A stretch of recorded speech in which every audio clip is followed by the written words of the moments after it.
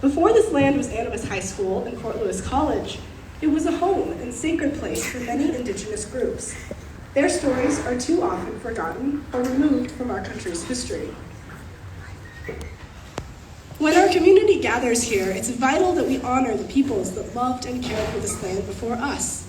So before every gathering on our new campus, we will read this brief land acknowledgement and allow for a moment of remembrance. I ask for your respectful silence as I begin to read it now.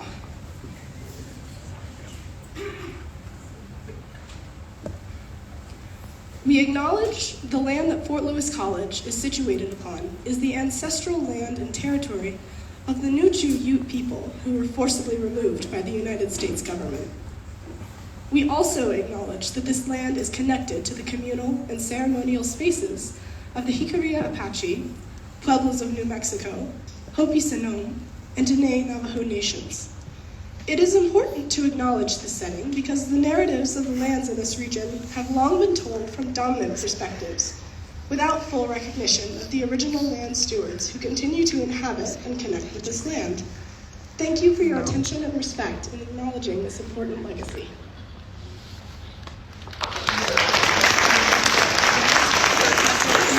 Yo, what's up? And there's some seats up here. High chairs. Very tempting. Okay, next we're going to hear from our head of school, Rebecca. That's so long.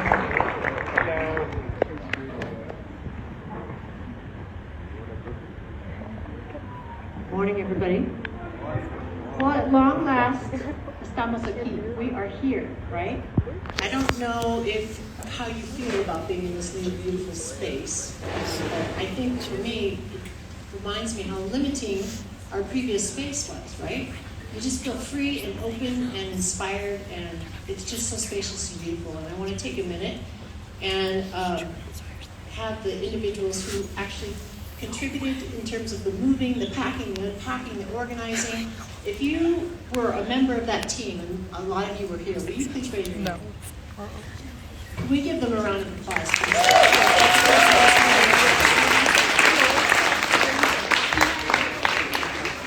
That's exactly charter school mentality right there. No other district would say, okay, we're going to move in the middle of the winter, and we have 2 days.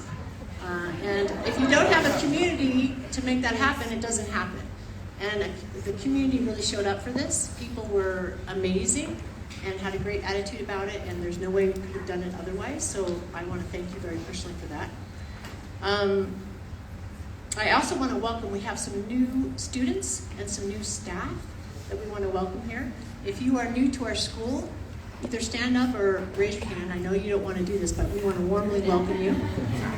Also, we have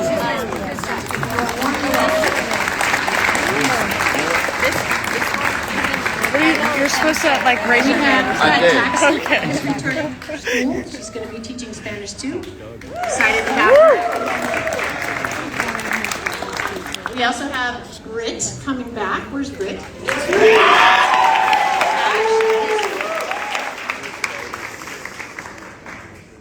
Unfortunately, she's not very popular. Yeah. So I want to ask you, who owns this building? Yes. No.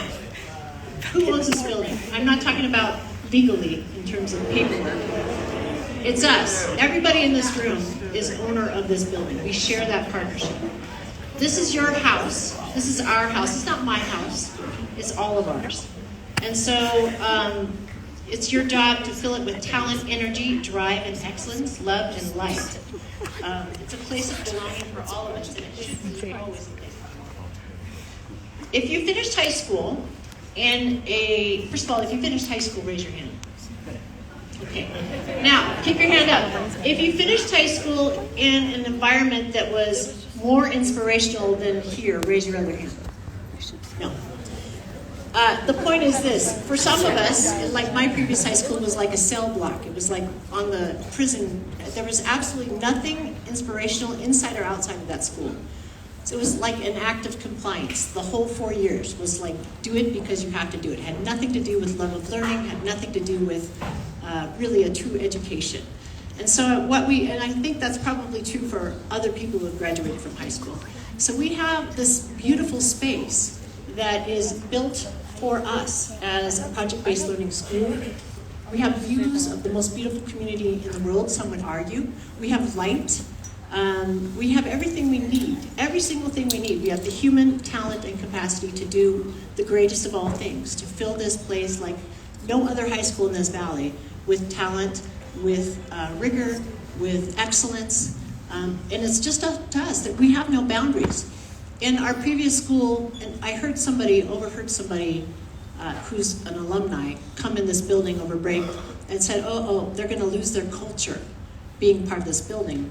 And I think what they were saying is you can't really appreciate all the love and culture that was developed in basically the other side of the tracks, the buildings that came before us. Somebody said to me, who would come to the 2 long trailers for high school if it didn't have something to offer on the inside? So we know that we have a strong culture. The buildings were no obstacle to us, but now we have to match the inside, our culture that we already have, with this beautiful place. We have both. We have an inspirational environment, and we have the culture that we brought with us. So I heard a student also say, when they were helping move, I guess I'm gonna have to try to become a real student now. You know, like, I really better do this now, I better step up. And I heard another, actually Zoell, say, what? I'm gonna be the student council president of this building? Like, we're not schlepping anymore, it's real. I don't know if you noticed, there's a lot of movies about high school, right? Why are there so many movies and comedies and musicals about high school? Because it's a very formative experience. Fortunately or unfortunately, for some people, it shapes your identity for the end of time. If you go back to high school reunions, it's like, oh, that's the same person from 10, 20, 30 years ago. It's a really significant, impactful period of time. And so you need to realize and recognize that it's only 4 years, that right now, it may seem like an eternity, a forever moment, but it's a blink of time, this 4 years. And there's no other time in your life when you're gonna have more energy and fewer responsibilities. And it's gone so fast. So I know there are challenges certainly to be young, but some people would say that youth is wasted on the young. And I never understood what that meant. Like, what does that mean? It means for those of us who are now on the way other side of the hill, we look back and go, oh my gosh, I just wish I had a fraction of your energy and your limitless talent and ability and freedom. And yet, I don't know that we all recognize it when we are young. We just think, we don't recognize this beautiful moment in time. You'll never have better health, you'll never have more energy. You can create any future that you want. It's up to you. You can shape anything that you want going forward. So our school is here to start helping you be exposed and have experiences that start opening those doors so that you can imagine what you want your future to be. If you don't have those experiences and exposures, then you can't imagine a future for yourself. And the sooner you get an idea of where you want to be in life, and maybe that'll change a million times over, you can start carving that path. And so we want to be supportive people in that process. We want to see you grow and excel in ways maybe you've never done before. We're here to support that. I don't know if you've looked on the webpage and taken a look at the qualifications of your staff, of your teachers, but there's an enormously talented group of teachers in this school. They are very accomplished, their experiences are a mile long, and they really want to share those with you and guide you in this process of youth. If you can match their attention, they need your focus, they need your attention, they need your energy and inspiration, and then there's no limit, absolutely no limit to what we can do. So bring it. Bring all of your talent here every day. I'd love to see this place be filled with music just like it was this morning, and things that we haven't even imagined yet because we haven't been in this new building together yet. So my point here is that it's ours, it's not mine. And when you're part of a community, you sense both the responsibility of that, like it's mine, it's not somebody else's, and also the joy of being a member of this community. So take responsibility for this place. and experience the joy of being part of a community, because you belong here, and all of us belong here.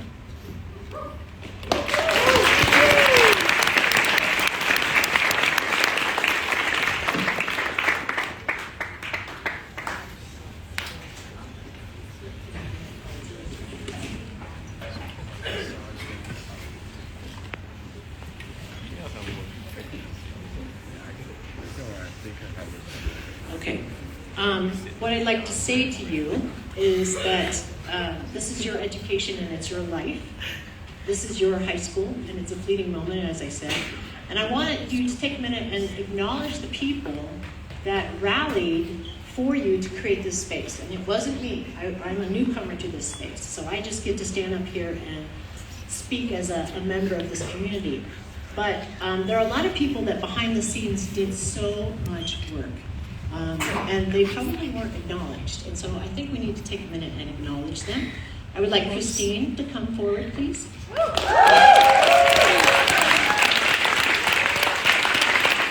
Jesse Hutt, come forward, please. Is Steve here? Steve must be here. He's not here yet. Okay, Steve Hutt was a big part of the design team. And then, long before the building even became a possibility, there are founding members who really did the blood, sweat, and tears of just creating a school. It takes parents. I know I founded a school before, and it's a volunteer job that goes on forever, but you do it because you want a future for your kids. That's why. So if you're a founding member, please stand up and come up here, please.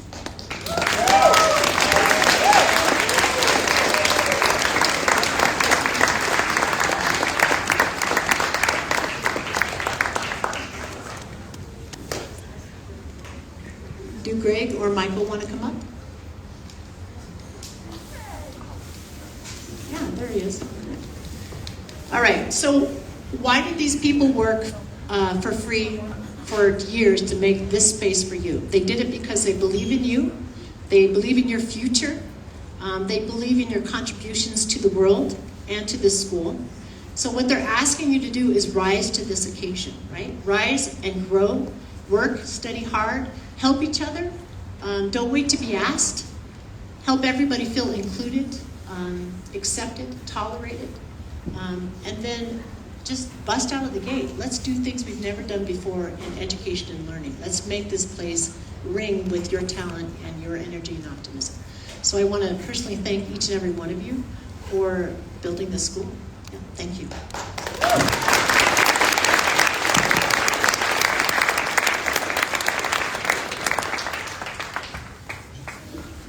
Okay, so we have a couple more speakers. So Jesse.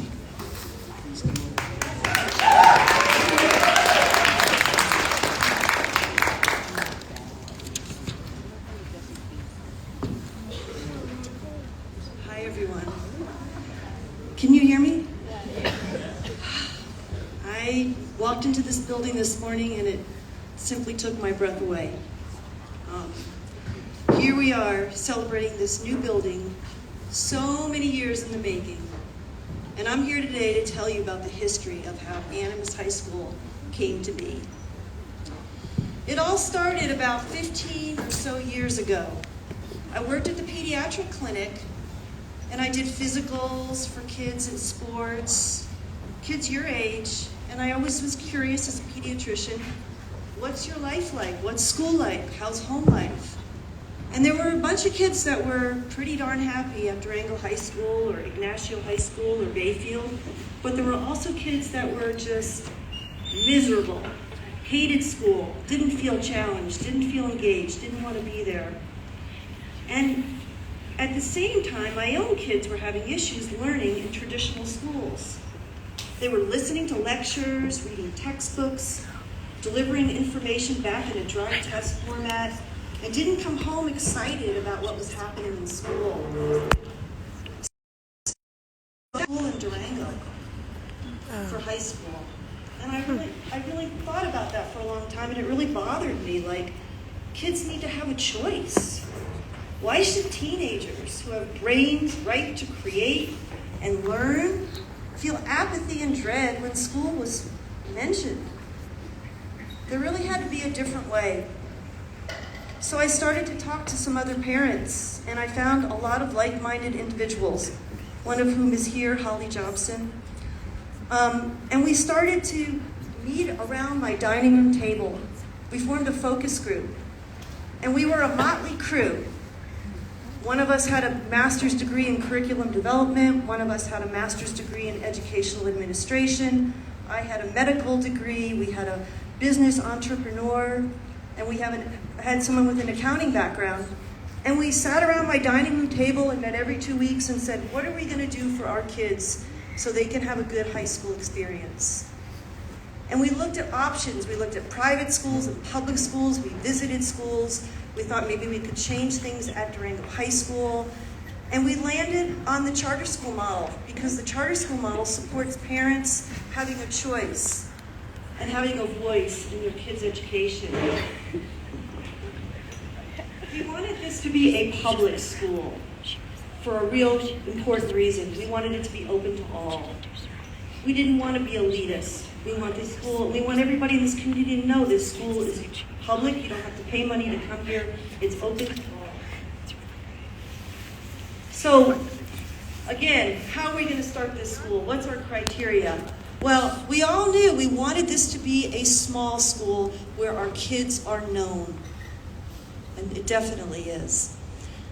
We wanted our kids to be curious. We wanted them to be engaged. And we wanted their learning to be relevant, to matter to them. Like, instead of sitting in algebra class wondering, why am I learning this formula? Or having to memorize the dates of the American Revolution, we wanted them to come home excited about what they were learning. We also wanted to create diverse perspectives and teach them how to problem solve. And ultimately, we found the perfect model, High Tech High in San Diego. It fit our goals of project-based learning and college preparation. And our first challenge was to create a charter application during a very unfavorable time for charter schools in Durango. 2 charter schools had just closed. The district was not interested in any way in opening a new school. So we applied to the Charter School Institute. And one of our founders is here today, Greg. He actually made the presentation, and we were awarded the charter. We looked at each other and we just couldn't believe it. We're like, oh my goodness, now what? What do we do? Now we have to find a home. Again, we had some real determined founders who finally landed on a strip mall. We had to be creative. There was nothing to be found for a school site in Durango. And so I have some pictures over there where Cooper's standing of our strip mall. And Cooper was in one of our first classes. But our parents banded together and renovated this strip mall into classrooms. So Lori Fisher's first classroom was a garage.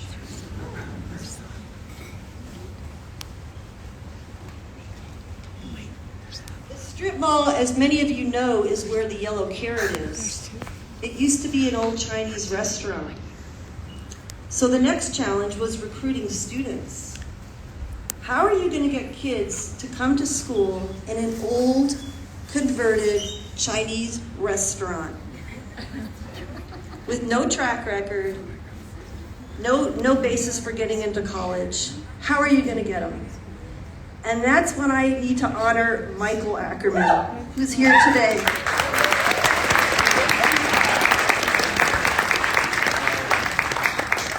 There is a reason we named one of the buildings the Michael Ackerman Wing. He was our first head of school, and he was able to convince 67 brave kids, one of whom is here today to speak, to sign up for our school in the Chinese restaurant.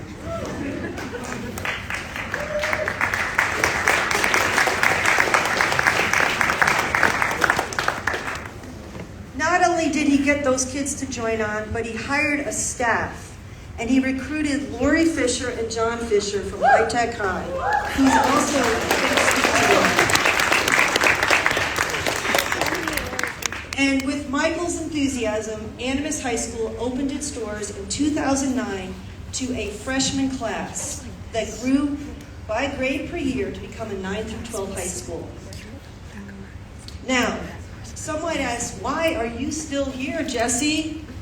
Haven't you moved on? Your kids graduated in 2013 and 2015. Well, as a pediatrician, I saw what Animas High School did for these kids, and I just couldn't let go. We had challenges and obstacles to overcome, like outgrowing the strip mall, finding a new location at Twin Buttes, raising the money to pay for it, and then applying to the best grant. How many people know how many times we applied? Anybody? 1, 2, 3, 4 times. Perseverance. And then applying for the best grant, and then once it was awarded, we needed to move into our site here at Fort Lewis. So I persevered. It hasn't always been easy, but what I need to say now is I need to acknowledge that we're here because of a few key individuals, one of whom is here today, Steve Schwartz. Maybe you can raise your hand.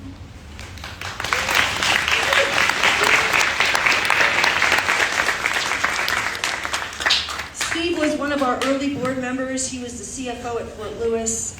And I kept saying to Steve, it was Michael's brainchild, we need to be at Fort Lewis College. And we're still at Twin Buttes, and I ran into Steve at an art fair. And I said, Steve, we need to be at Fort Lewis College. And he made it happen. And so that's why we're here at the college. I also think that we need to acknowledge Dan Snowberger, the former 9R superintendent, because he supported charter schools. It allowed us to benefit from the 9R bond issue. Many others, the list is too long, came together to set the foundation so we could have this most amazing high school education that our staff implements every day. We didn't realize back then how important it was to teach this new paradigm of critical thinking, collaboration, and creativity in the current era of social media, mixed news sources, and divisiveness. So, here's my request. I ask that you don't take this gift for granted. It is truly a gift. Appreciate your teachers for their dedication. It is hard work. Hard. And don't forget your families for supporting the choice to go off the beaten path to choose another high school option. Come to school with an intention to feed your curiosity, learn with a passion, and support your fellow students.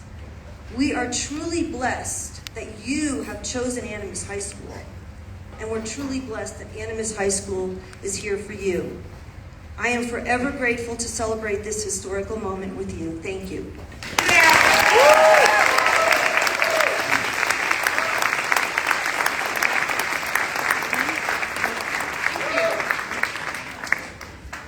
And next we're going to hear from the legendary Lori.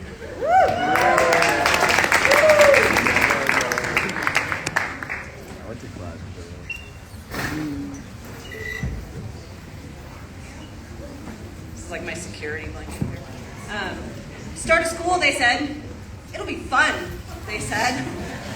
On the birthday of Animas High School, my husband and I stood at the Edgemont communal space, because our building hadn't passed fire code yet, counting the heads of awkward incoming freshmen, hoping beyond hope that we would hit the magic number that would validate our choice to blow up our lives by leaving California and high-tech high to move to this mountain town. After a nerve-wracking first week of literally hiding from the fire marshal as we assembled metal shelving in dark garages, and killing multiple black widows in our dusty concrete-floored classrooms, it was semi-official. We were here to stay. Maybe. In those first dusty years in the strip mall, we built the foundation of our school, sometimes literally, and made so many mistakes. Not the least of which was a haunted house where the blood was high fructose corn syrup on the walls. I liken these years to being a toddler. Messy, explosive, but also exhilarating and full of creativity, laughter, and learning. But in those converted garages and hallways to nowhere, in between helping to clean bathrooms and meetings every night until 6 p.m., and endless laptop cart organizations, and hiring teachers directly from bartending at Carver's, we somehow managed to work some magic. We created a tight and cohesive community with the expectation that we would grow together as learners and as teachers. We created the expectation that students and their voices would be heard and respected. We developed a norm of healthy mockery that runs in both directions. We learned that when given free rein, students will surprise us with projects that are ambitious, creative, and above all, theirs. Then we moved into the modulars, which at the time felt new and shiny and fancy. But wait, our adolescent years hit here, and they hit hard. We grew too fast, too much. We struggled to find our identity. We pushed boundaries, broke rules, and created general emotional havoc for all involved. We learned what it means to lose people, beloved teachers, fellow students, members of our community. And we learned how to support each other through those losses. But throughout those tumultuous years, we also kept a hold of that foundation we had built. Even as ceiling tiles crumbled, mice invaded, and bathrooms grew less and less functional, the foundation of innovative learning, of strong relationships, of a quest for excellence stayed strong. We faced challenges, but we faced them together, and we never gave up trying to solve the knottiest issues, except for upper lot student parking. I remain convinced that there was and is no solution to that. And now we're here. You guys look around. Everything actually is shiny. We have windows. We have ceiling-mounted projectors with remote controls. We have sinks. We have built-in cabinets. We have soap dispensers that work. We have blank walls to hang creations on that aren't like peeling off the foundations. We have parking. This school to me feels like early adulthood, like my early 20s, both exhilarating, like look at this blank slate and what we can do, and also terrifying, oh God, what do I do with this blank slate? We have established our foundation and we bring that with us. In fact, the metal shelves I mentioned from the strip mall garages, still here. Feel free to visit our old friends in the storage closet upstairs anytime. But now, once again, we have the opportunity to reinvent ourselves. I have no doubt that this will lead to what my friends and I semi-jokingly referred to as a quarter-life crisis in our mid-20s. But I hope that we can embrace this new stage with gusto and build on what we have established before us as we make this canvas beautiful. To that end, and because I'm a humanities teacher and completely incapable of doing any speech without including at least a little bit of a poem, I want to end this excerpt from Let Me Begin Again by Major Jackson. This time, let me not sleep like the prophet who believes he's seen infinity. Let me run at breakneck speeds towards scenarios of doubt. I have no more dress rehearsals to attend. Look closer. I'm licking my lips. As we move closer, let us embrace the uncertainty before us. Let us run at breakneck speeds into something beautiful together. My call to you is this: run with us. You are the ones who will reinvent this school for a third time. As you inhabit this space today, fill it with the energy and behaviors you want to see students exhibiting when you return here 5, 10, 15 years from now. Run into the doubt you have and replace that doubt with your creations. This is ultimately up to you. As you realize in your early adulthood, there's no one who can save you from yourself. So let's work together to make this school the best self we can. Dress rehearsal is over. Time for us all to grow up and to do it as we began, together.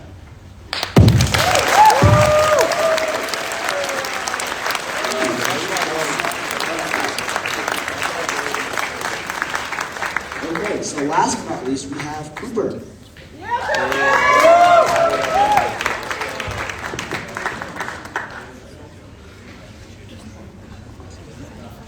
Hi, everyone.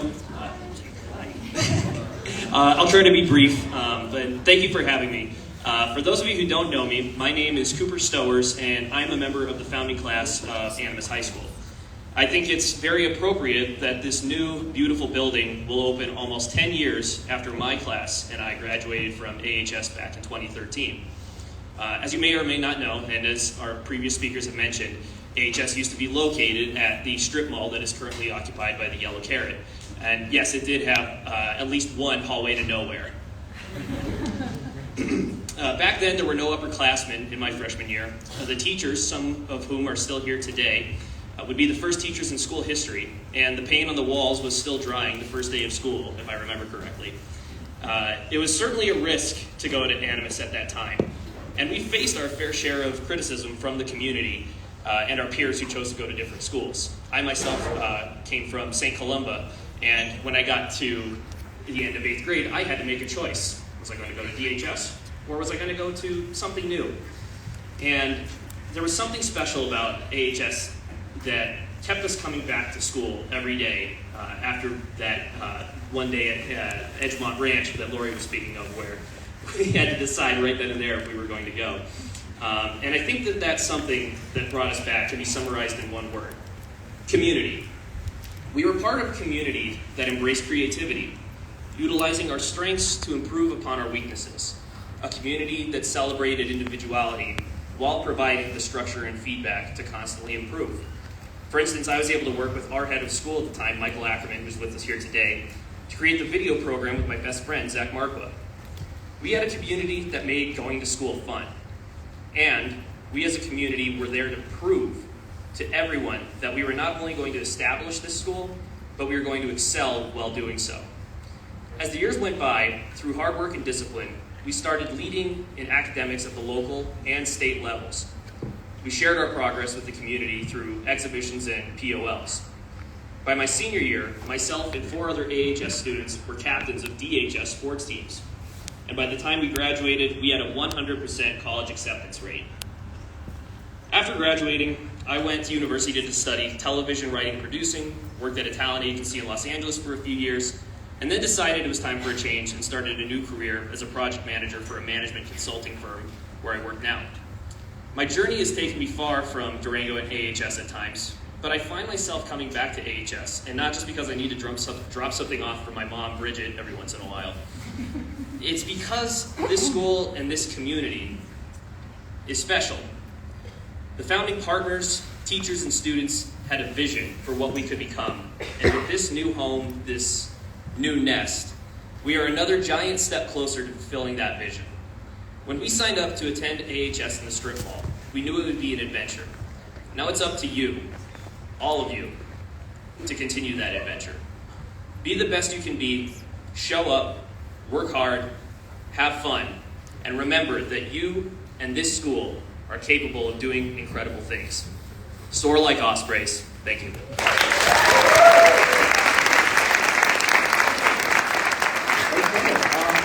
Just a couple of reminders before you guys go. First of all, we are not having Xbox today, so you guys are going to have regular classes for the first and second period.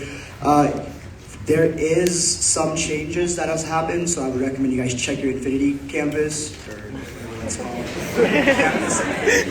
I've not been to school for a while. Anyway, just check that, see what schedule you have. Please go to your first period classes. Student council members, please stay afterwards to clean up and recycle everything. Hey, one sec before you take off, everybody. I know parking was a little bit of